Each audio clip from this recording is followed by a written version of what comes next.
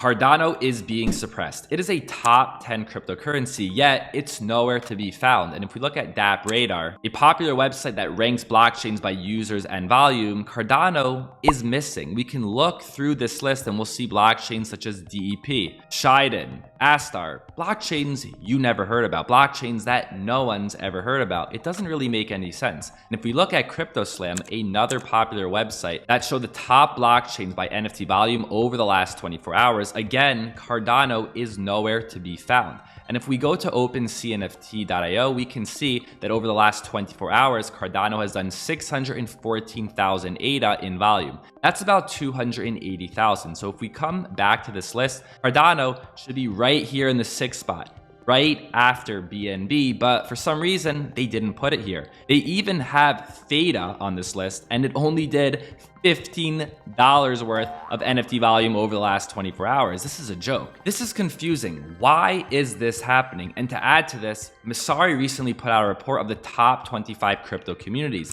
They included Uniswap, Tezos, Polkadot, Solana, Ethereum, BNB, Avalanche, but again, they left out Cardano. I can't wrap my head around this. Cardano is a top 10 cryptocurrency and it has one of the strongest communities, especially on Twitter. Go ahead on Twitter, run a poll. Cardano will win almost every single time. So why is this happening? Well, luckily, we have an answer because Ryan Selkis of Messari sat down with Charles Hoskinson just the other day at the Messari Mainnet conference. And what Charles Hoskinson had to say is very, very interesting. So grab your popcorn and let's watch this video together. Do you think that VCs overlook the Cardano ecosystem?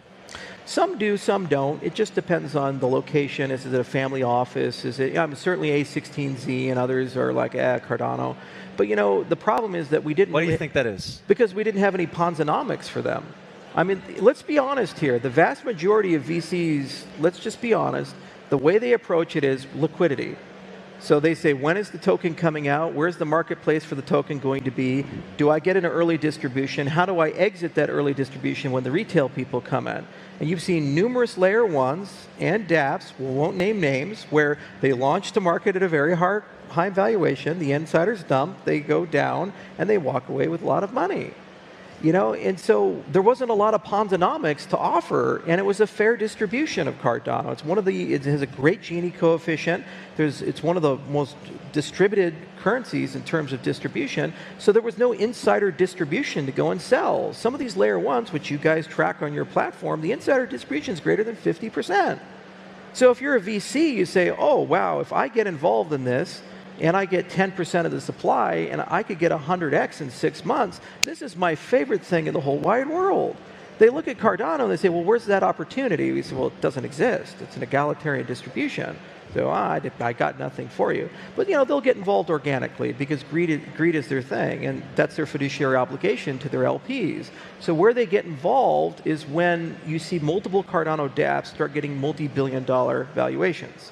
Because there's something for them to invest in, there's something for them to connect to. So probably 2023, 2024, but it's important to understand that we have our own VC in the ecosystem, Catalyst, which has $500 million worth of ADA inside of it. And it's already funded probably about 1,300 different projects on Cardano, and it admits about 60 to 70 million per year, which is a realistic emission for where the ecosystem is at in terms of its need for incubation acceleration. The big issue we have in our industry is bizarre and outside valuations. You have ventures that are perhaps worth pre-money $20 million because you like the founders, get $1 billion valuation. That's not healthy. And the problem is they have an expectation of return, so where does the return come from? It comes from the retail investor who gets bamboozled and they lose 90% of their value very, very quickly. I've been in this space long enough to know that's not sustainable, it invites regulation, and then ultimately it's going to be closed off. So the only ecosystems that are going to survive are the ones that value hard work, and the ones that actually take time to construct things and build communities and create real value and so forth. Like what World Mobile is doing, for example, and what a lot of the other people in the Cardano ecosystem are doing, but not just exclusively Cardano. There's plenty of projects in the crypto space that have taken this viewpoint as well. And those are the ones I think will be here in 10 years and still in the top 10 in the 10 years, like Bitcoin. And frankly, Ethereum as well. Ethereum was funded for 18 million. That whole ecosystem. It's easy to forget that. you know? Charles, I appreciate you coming on Yeah. and educating me and filling in the knowledge gaps that I've made so clearly obvious in my annual reports by not giving you enough coverage. But I promise I'm going to write at least 3 sentences this year out of the 160 pages. Is that fair? That's immeasurably better than 0, right? Well, at least we had 25 minutes to start. So Thanks, Brian. I you for coming. appreciate this. Charles. Cheers. Thank you. Some key points from that video are that venture capital firms overlook Cardano and they don't push Cardano because it wasn't a way for them to make a quick profit. Cardano is very slow and steady, or as Charles Hoskinson said, it doesn't have Ponzi-nomics like some of these other blockchains. When venture capital firms get involved with these projects, they want to take full control, but with Cardano, that wasn't possible. If we look at Messari's report, we can see chains such as Binance, Solana, and Avalanche have a large allocation to insiders, venture capital firms, whereas projects such as Cardano and Ethereum have a very small amount. So it is a very slow profit. For that reason, they don't really push the narrative for Cardano.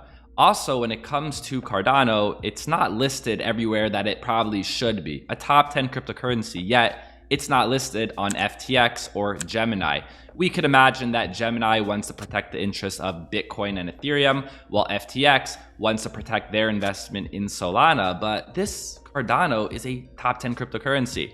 It's pretty odd, or I guess not so odd, that it's not listed on these major marketplaces and it's not being pushed by Wall Street. Charles Hoskinson also noted that these strong projects will survive. Only those that build true value and true communities will still be here. And very surprisingly, he did say he believes that Bitcoin and Ethereum will be here as well in 10 years. And by the way, if you didn't know, Charles Hoskinson is one of the co-founders of Ethereum. And the best part was Ryan Selkis at the end. I promise I'm going to write at least 3 sentences this year out of the 160 pages. Is that fair? That's immeasurably better than 0, right?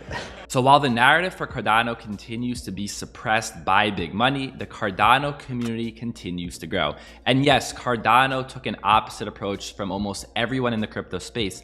They took their time, they took it really slow, but in the process, they were able to build something that very few projects have in the space, and that is true decentralization. Cardano is one of the most decentralized projects at the moment, with over 3,000 different staking pools.